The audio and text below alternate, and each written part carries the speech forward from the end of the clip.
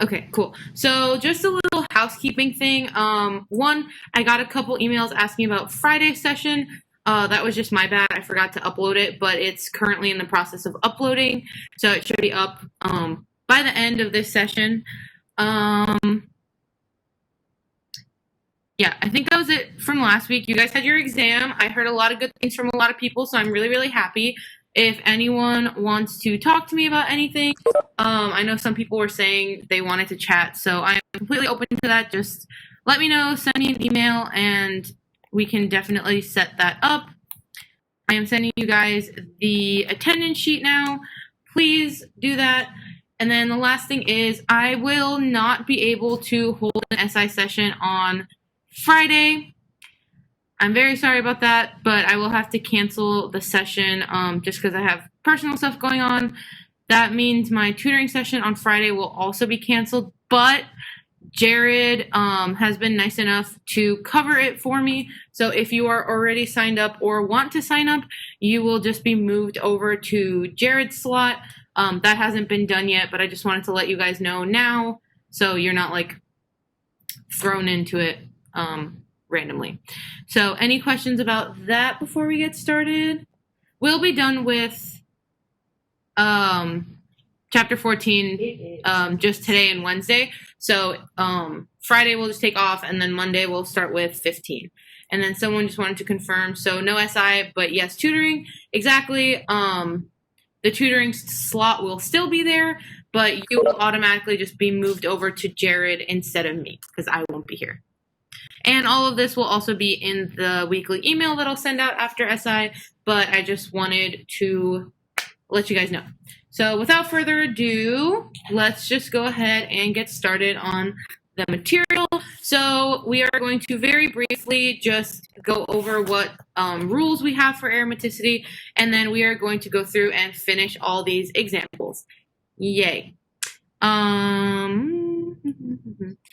So essentially, the big main rules were that in order to be aromatic, you had to be cyclic, planar, and fully conjugated. And I know that actually we'll have a fun participation round. So what does it mean to be fully conjugated? What did we talk about?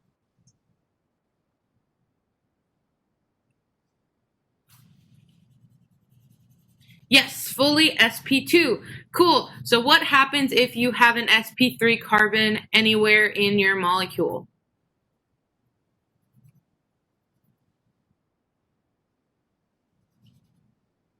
It has to be not aromatic. Exactly. So what about the last rule? So Huckles Rule, what was that? Someone please tell me.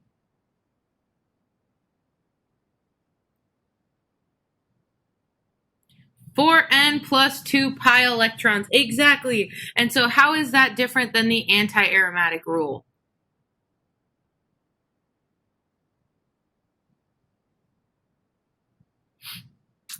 Okay, awesome. So people were saying it in the chat.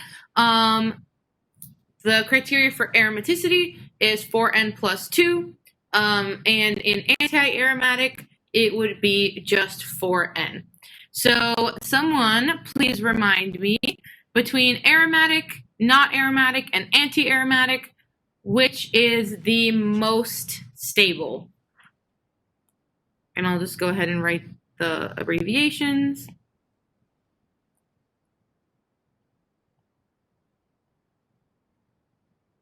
Yes, aromatic. So aromatic is the absolute most stable. It's super, super great because, as we talked about right here, the energy level for an aromatic compound is much, much lower, aka more stable, than what it is expected to be. So that is the most stable. But then between non and anti-aromatic, did we talk about which one would be less stable and why? No? Okay, cool. So we'll get into that a little bit when we do the molecular orbital theory. But in general, non-aromatic is going to be in the middle because most things are not aromatic. They're fine. It's whatever. They're just in the middle, nothing special. But anti-aromatic is super, super, super, super bad. So anti-aromatic, you want to avoid at all costs. It's super unstable. It's really, really, really, really terrible. So aromatic is super, super, super great. Non-aromatic is whatever in the middle. And then anti-aromatic is super, super, super, super bad. Cool? But yeah, that's all I had really to summarize. If you guys have this down, the order of stability, I will just show you this one more time, which is like a summary of the rules. And I'll leave that up for a second. Any questions whatsoever? Because all we're going to do for the rest of the time is practice problems. So if you guys have any general questions about concepts, let me know now. Also, I'm sorry for the noise in the background. My sisters don't know how to be quiet. Cool. Okay. It seems like everyone's good. So the examples we did last time were the first three, and someone actually asked, how do we count the electrons again? Perfect question. I will go over that. So essentially how we did these practice problems is we wrote down the rules for aromaticity, cyclic, planar, fully conjugated, and 4n plus 2. That one tends to be the hardest one. That takes a little bit of getting used to, but we can pretty much tell the other three really fast. So we also know that in order to be not aromatic, you just have to break any of the rules. But to be anti-aromatic, you have to follow the first three. But instead of 4n plus 2, you would have the 4n rule, and that would give you anti-aromatic. So again, all we mean by 4n plus 2 or 4n, we're just talking about the number of pi electrons. And in order for something to be aromatic, it has to be one of these numbers. So again, kind of like we talked about last time, don't really use this formula and try to like figure it out and stuff like that, because this doesn't really make sense. The way they give it to you is kind of really complicated. So if the number of pi electrons is 2, 6, 10, 14, or 18, that means you're aromatic. If it's 4, 8, 12, or 16, that means you're anti-aromatic. Any odd number will automatically mean that you are not aromatic. And then when it comes to actually counting them, so pi electrons are just electrons that are in your p orbitals. So I'll ask you guys actually, besides double bonds, what are counted as p orbitals that we talked about in this chapter and the previous one?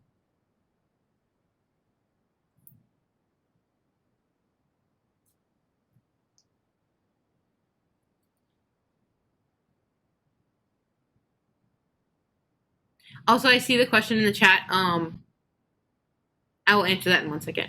But, okay, guys, I want you to tell me what counts as a pi electron, or aka what counts as a p orbital besides double bonds. Yes, exactly. Radicals, cations, and anions. So anytime we have a double bond, each double bond will count as 2 electrons. You can also think of it as each carbon in a double bond will donate 1 electron. And then in a cation, you will have 0 electrons being contributed, but it will be sp2. In the anion, you will have 2 electrons being contributed, and it will be sp2. And we didn't go through the radical yet, but sorry. But in the case of the radical, we would only have 1 electron. And so somebody had asked in the chat why this first one is non-aromatic, even though there are 2 electrons. And that's a great question. That is because it is not fully conjugated. So we have an sp3 carbon right here. That means it breaks rule number 3. So it must be non-aromatic. So while the number of electrons is really, really important, you can't really only count on that. You have to first make sure that it's cyclic, planar, and fully conjugated. Does that sort of kind of make sense? Okay, cool. So while we do these next ones, we're going to learn some new rules. I kind of gave you guys the rules before, but we're going to like put them into action. So when we have a single bonded heteroatom, that heteroatom can choose to be sp2 or it can choose to be sp3. And it kind of gets a little bit complicated there, so I will explain it and then let me know if you have any questions whatsoever. But this oxygen is single bonded on either side, and we know that it has 1, 2 sets of lone pairs. But remember, please, the rule is heteroatoms can only ever donate up to 1 lone pair. So we're going to pretend the other lone pair doesn't exist. So again, heteroatoms can only ever donate up to 1 lone pair of electrons. So even though oxygen has 2, we're going to cover one of them up because we can never donate that.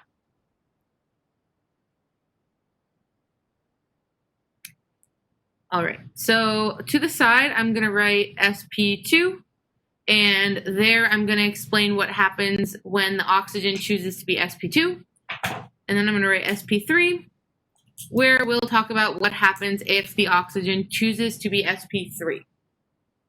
So, if the oxygen is sp2, that means that the orbital, I'm so sorry, I don't know why the palm rejection is not working.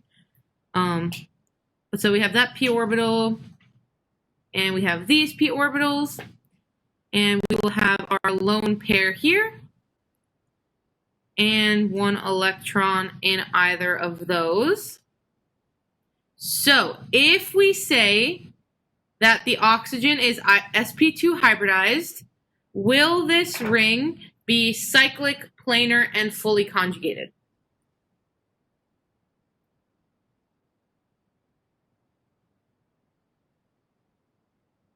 One person said it, but I want a couple more people to respond, please.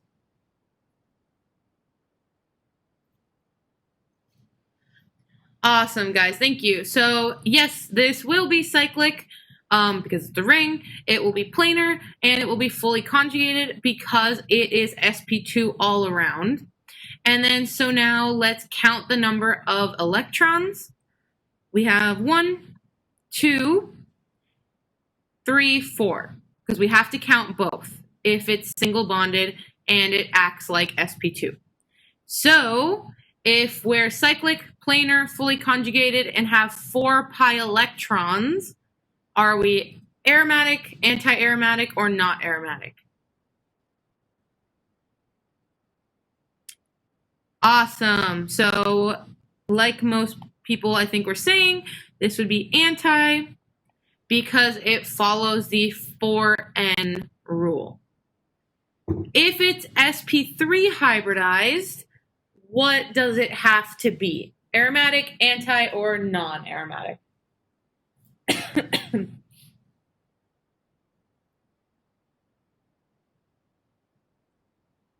Okay, we got some conflicting answers, but that's good. I want us to talk about it. So some people said non-aromatic and some people said aromatic. Does anyone want to explain their reasoning?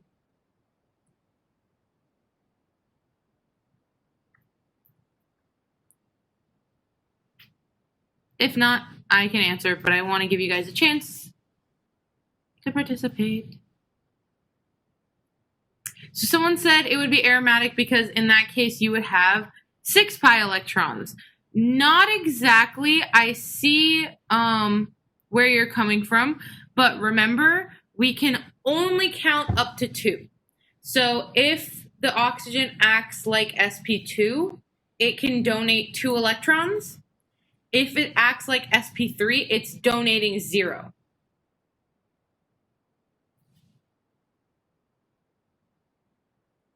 And then someone asked, would you have 3 electrons? No, because sp3 would, like, I see where you're coming from, but if it's sp3, it would just donate 0, not just 1. Exactly. So there would be only 2 pi electrons, right? But you guys are missing the big thing. It's not fully conjugated. Exactly, because we have an sp3.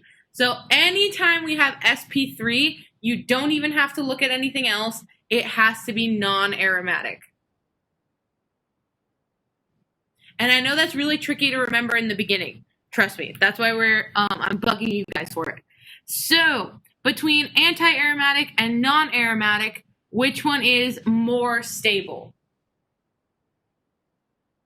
Non-aromatic, exactly. So if you had to guess, do you think the oxygen would be sp2 or sp3? Which one would it choose?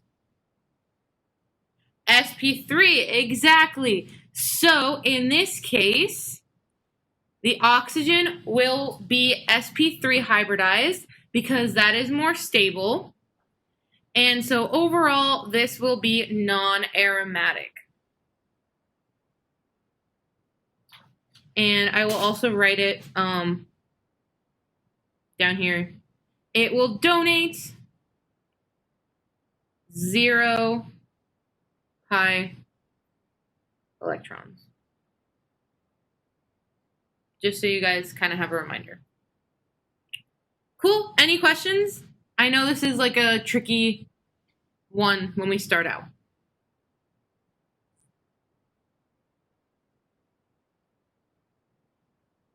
If not, let's go on to my favorite one to do it first.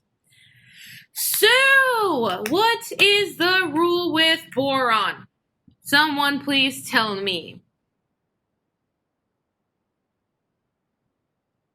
It's sp2. Okay, why? How did you just know? Yes, exactly, because that was just a rule I gave you guys. So boron is always sp2, and it always donates 0 electrons. So whenever we see a boron, we are just going to pretend it's a cation, essentially. So, is this cyclic, planar, and fully conjugated? And while you guys respond to that, someone asked in the chat, is this one of the heteroatom rules? Yes, yes it is. Okay, guys, so if boron is sp2 always, sorry, there's something in my shoe. If boron is always sp2, is this going to be cyclic, planar, and fully conjugated?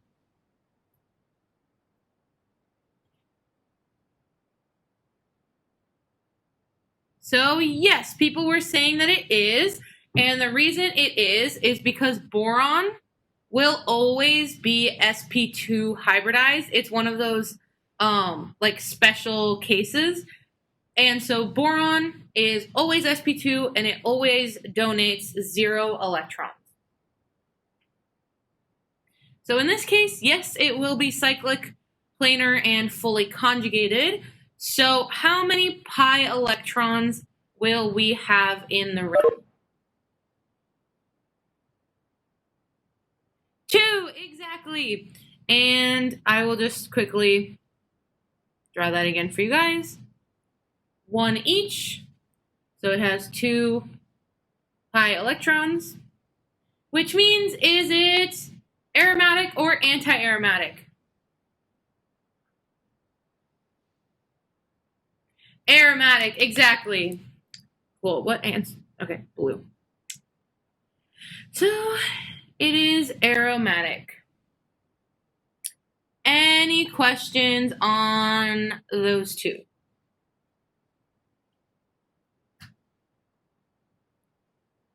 Cool. So we have a double bonded oxygen, but this is one of my favorites again, because if we have a double bonded heteroatom pointing out of the ring, so it's not actually in the ring like it was in this example, all we do essentially is pretend it's not there,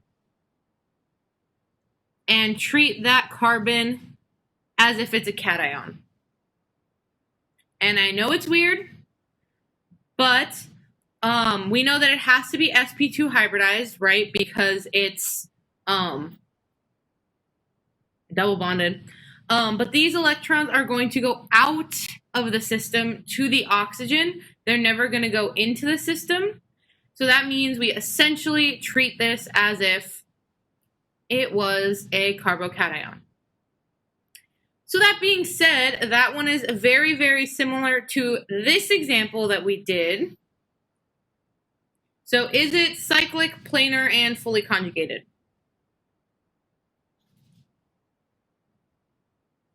Yes, cool. And so how many pi electrons are present? 2. So is this aromatic or anti-aromatic? Aromatic. Cool.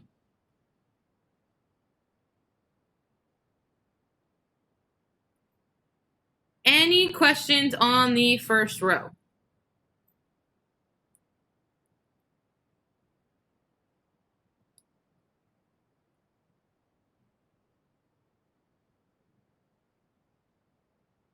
So someone brought up a good point, that they thought it would donate one single electron. So in any other case where the heteroatom is double bonded inside the ring, it would donate one electron. But in this case, it is attached outside of the ring, and that's why it would give us 0 electrons. So one more time. If it was double bonded inside the ring, which we'll see an example of in a second, it will donate 1 electron. But if it is double bonded outside the ring, it will donate 0 electrons. And then someone also asked a really great question. So why did I get rid of one of these lone pairs of electrons and only draw one lone pair in the p orbital? And the reason for that is the way that oxygen's orbitals are kind of oriented when it acts sp2, only one of them will be on the same plane as the other p orbitals. So it's the only one that can actually interact. The other one will be pointing in another direction, completely out in space randomly, and we can never use it. The short story, or like the Rosemary way to remember it, is just remember that we can only ever use one pair. But the scientific reasoning is only one of those orbitals will be able to overlap with the p orbitals. Does that answer your question? Okay, cool. So you guys have pretty much mastered the first level. So let's go on to the next level of difficulty. And it has just occurred to me that I gave you 2 of the exact same molecules, and I made a mistake, and I apologize. So this second one is supposed to be that. So again, I had just made a mistake, and I drew the same molecule twice.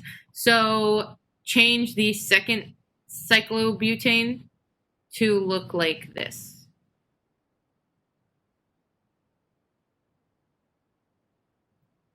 All right, so the first cyclobutene is basically cyclobutadiene, right? And I will ask you, is it cyclic, planar, and fully conjugated? Yes, awesome. And the reason it is fully conjugated, again, is because it is sp2 all around. And as we said, each double bond is going to give us 2 electrons. So how many pi electrons do we have total? 4, exactly. So if there are 4 pi electrons and it is cyclic, planar, and fully conjugated, what is the answer here?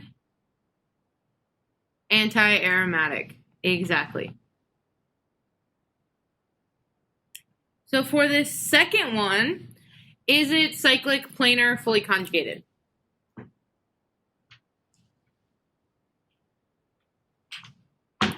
This one right here. Someone said no. Why do you say no?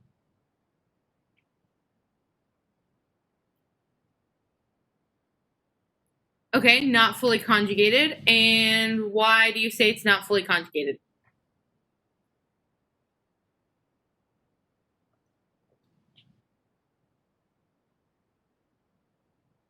And I'm not calling you out or like making fun of you or picking on you. That's what I meant to say.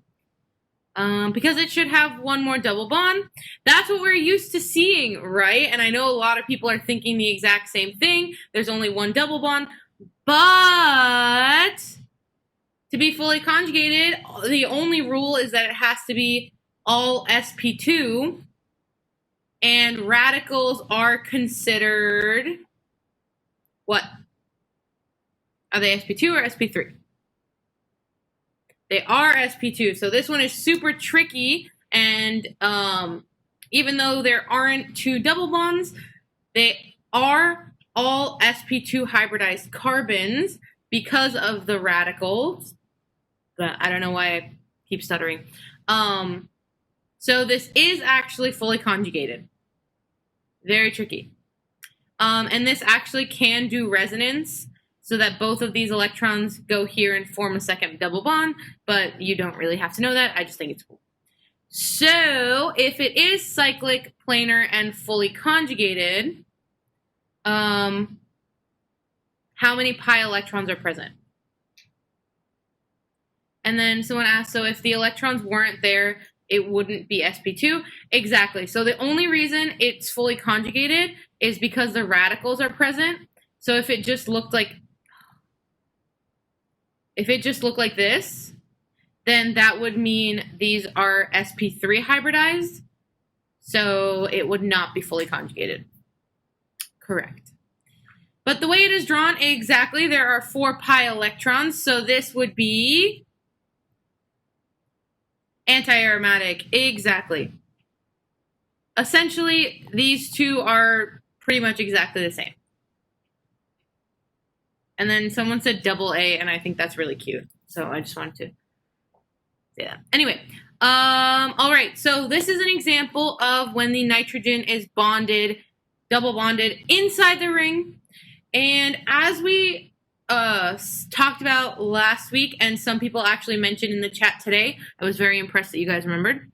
If it is double bonded in the ring, that means we can only count 1 pi electron, right? And you guys said that. The logical reason behind that is if we have, these are going to look really ugly, so just don't mind that, but I'm going to draw it that way.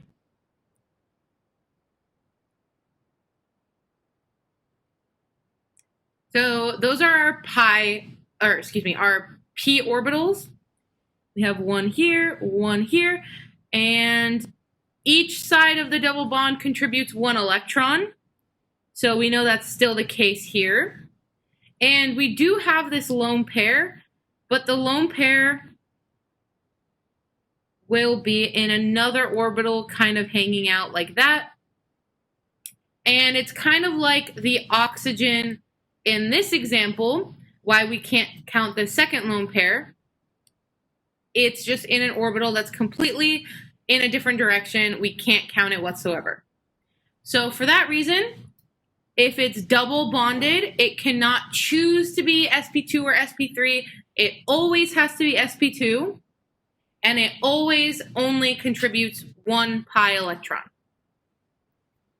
So now I will ask you, is this molecule cyclic, planar, and fully conjugated? I love that you guys answer before I'm even done. I love it. So yes, it is cyclic, planar, and fully conjugated because I will write it down. This has to be sp2 because it's double bonded. And so how many pi electrons do we have in the system?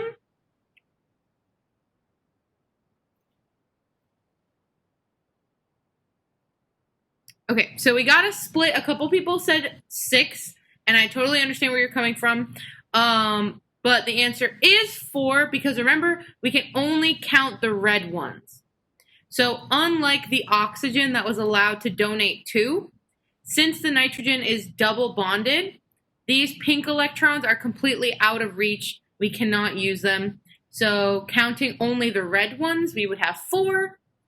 So if it's cyclic, excuse me, cyclic, planar, fully conjugated, 4 pi electrons, this would mean it is anti-aromatic. Exactly. And I know, again, this is one of those ones that are really confusing at first. We'll do another example that is similar in a little bit. So you guys have mastered 4-member rings. Let's move one up to 5-membered rings. And so we have a radical here. So is this cyclic, planar, and fully conjugated?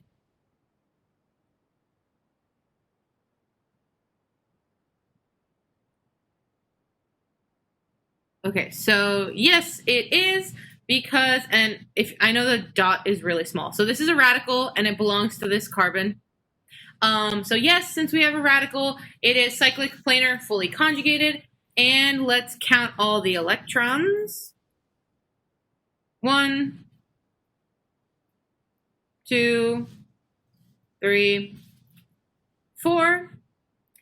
And since I haven't drawn a radical example before, that's just what the orbital would look like. It would just be one single electron in the p orbital. So we would have how many pi electrons? 5. So an odd number of pi electrons means it has to be non-aromatic. Exactly.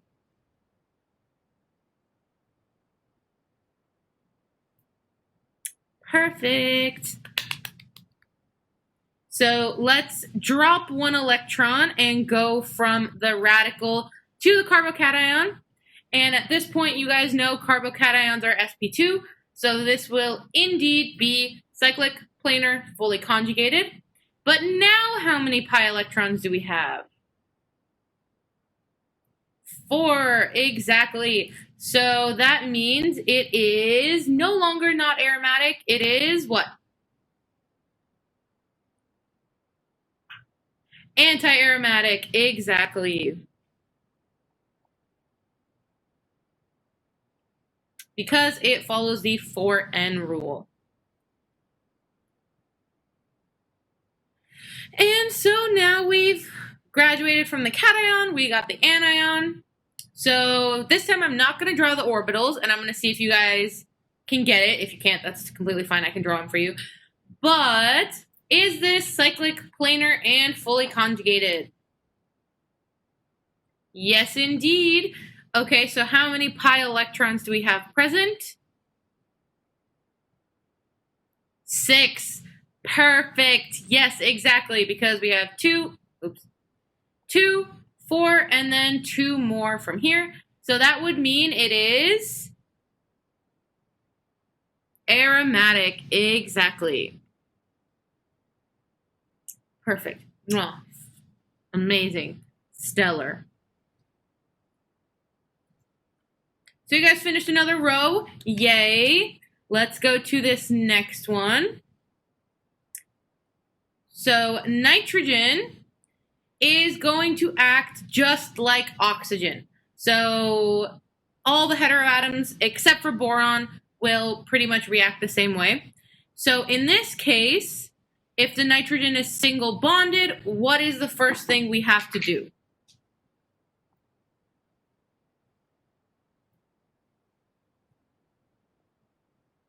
Exactly. We have to choose between sp2 and sp3. So I'm going to draw it on the left side just because there's more space. So if it's sp3, It's always going to be what?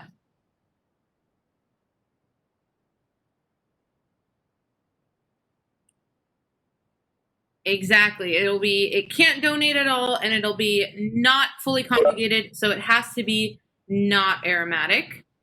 Yay, it's Rosemary. Hi. Okay. Sorry, that just made me so excited. If it's sp2, then we have to kind of figure out what it would be donating, right? So if the heteroatom is single bonded, how many electrons can it donate?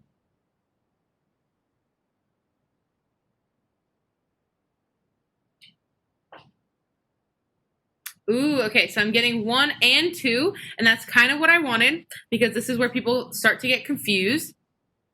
So one single electron can only be donated if it's double bonded. If it's single bonded, it will only donate 1 pair or 0. So there's no in the middle. So exactly, you can either say 1 pair of electrons or 2 single electrons. That sounds kind of weird when you say it like that, but yes. So if it's sp2, this nitrogen will have to donate 2 electrons, which would make how many total electrons in the ring?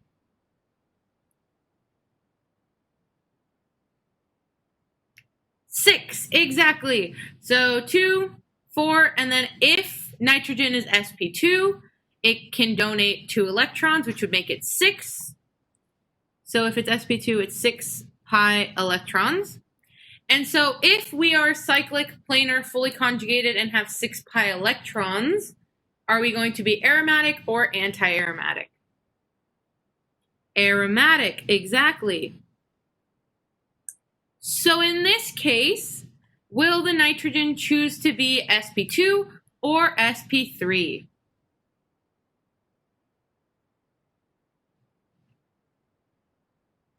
Awesome.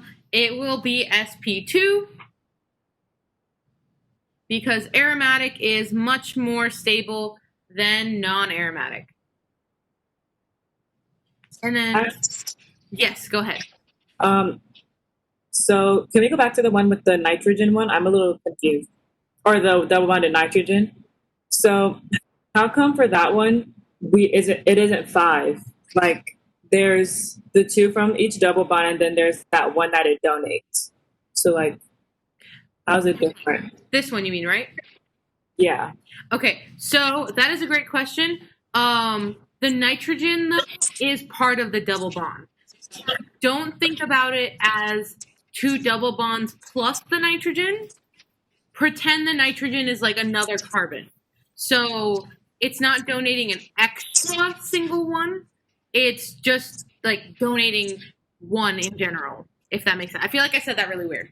So let me say it again. So the nitrogen is essentially just acting like a carbon in this case, because since it's double bonded, it will only donate the 1 single electron that is already part of the double bond.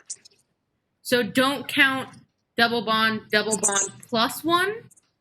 It's just double bond and double bond. Okay. If that makes sense. Okay, yeah. Good. Okay, and then sorry guys, I'm trying to read the chat. It's really small. All right, so the first question was how come sp3 would be not aromatic and not anti-aromatic? Because there are 4 pi electrons. So whenever we see something sp3, don't even count the electrons because you'll confuse yourself.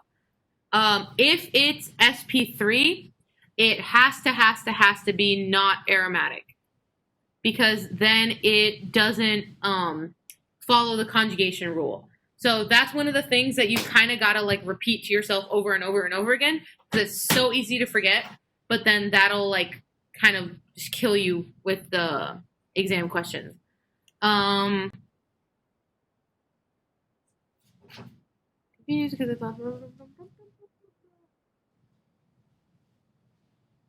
Okay, so someone asked a question about a different thing. So I'm going to draw here for you guys.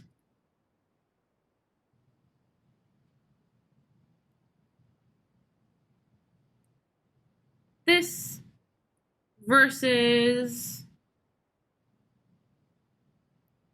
this. Oh, did it freeze? We'll give her a second. But essentially, I'm just showing you the nitrogen when it's single versus double bonded. Did it pop up for you guys, or is it still frozen?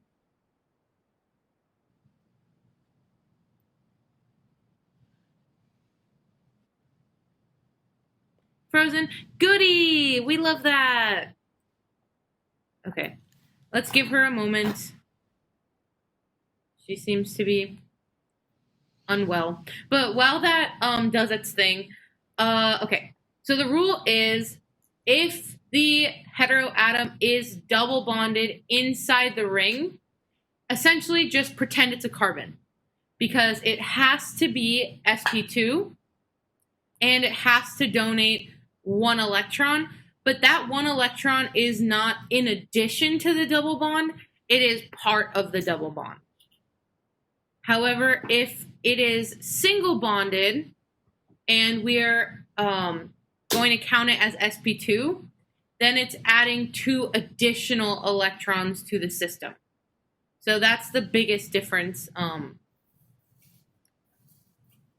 then the boron exception, someone asked about. The exception for boron is that it is always sp2, so you never get to pick sp2 or sp3, but it never donates electrons. So always sp2, never donates electrons. And then, is the screen still frozen? Because I redid the whole thing. That's good. Love that for us. All right, well, I'll give her 2 more seconds while I verbally explain a couple of the other questions.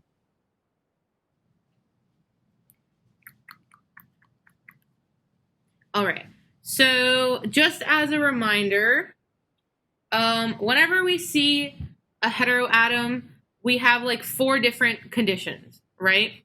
So if it is single bonded, you can choose to be sp3 or sp2. If it is double bonded, it has to be sp2. Boron is always sp2. But if it's double bonded outside of the ring, so it's kind of like a ketone hanging outside of the ring or whatever, it is pretty much just going to count as a carbocation, because the electrons are never going to go into the ring, but it will always be sp2. Verbally, does that make sense? Okay, good. It seems like people are saying it does. Why isn't it working? It's just saying that I'm literally not even sharing anything, which is sweet. Love that.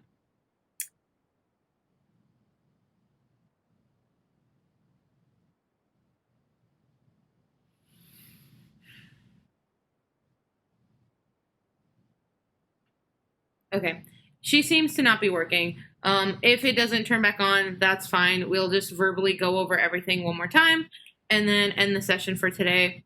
But while that's taking 1 more second, how are you guys feeling about the information so far? Is it on a scale of 1 through 5, 1 being super easy, it's a breeze, and 5 being this is terrible, I hate it, I'm completely lost? Let me know.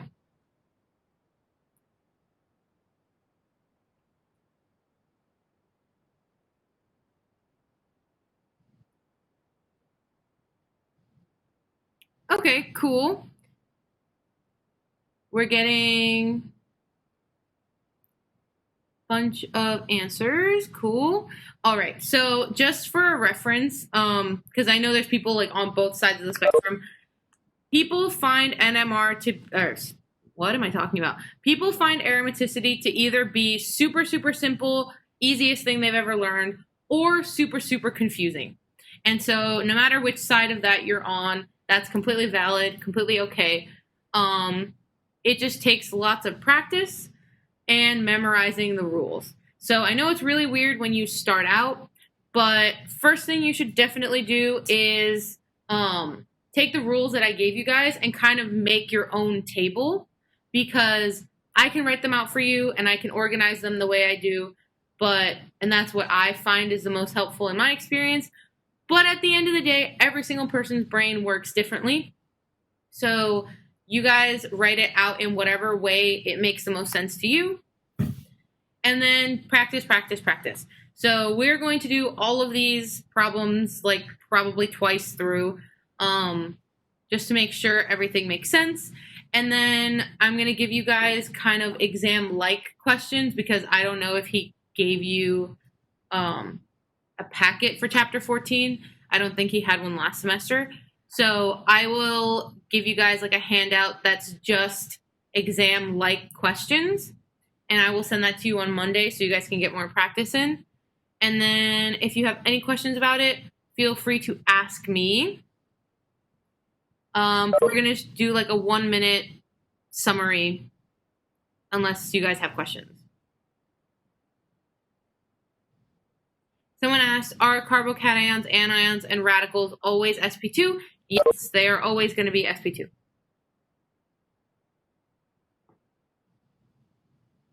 And so cyclic, I'm just going to go over like what each of these terms mean. So cyclic just means in a ring. Planar means on one plane. It's kind of a little bit weird to think about. So pretty much any ring that has less than 8 members, we're always going to say it's planar. If it's more than 8 carbons or members in the ring, that's when we kind of have to look at the rule. Fully conjugated just means completely sp2. And as a reminder, carbocations, anions, and radicals are always sp2.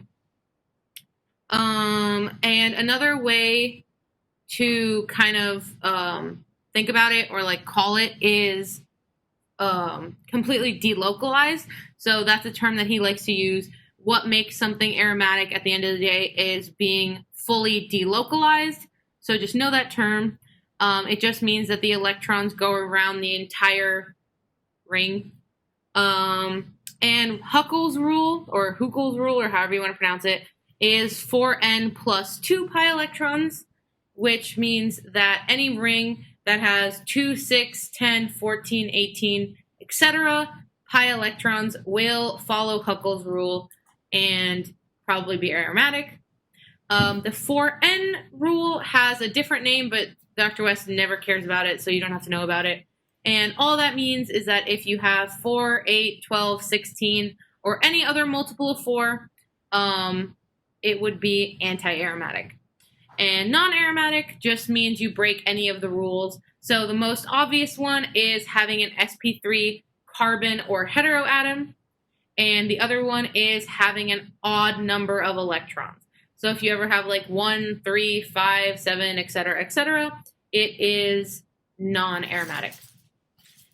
And the last thing that we covered is stability. So aromatic is super, super, super, super, super stable, much more stable than it should be. And then anti-aromatic sucks. You hate anti-aromatic. You never want it unless you like absolutely like have no other choice.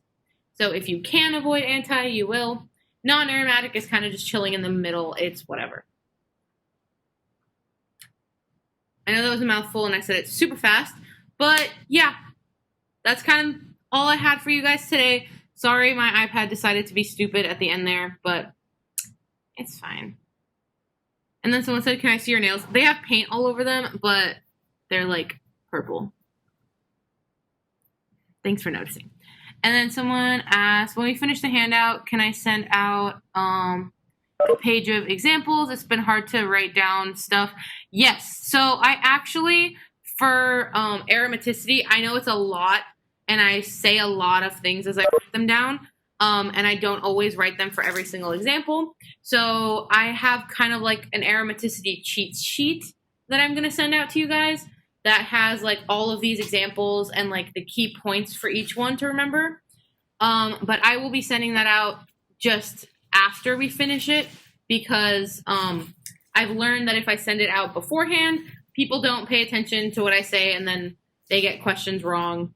So I don't want that to happen to anyone. So I will send them out next week sometime. You're very welcome. Have a great day, guys. I will see you Wednesday. Bye. Bye, Rosemary. Bye.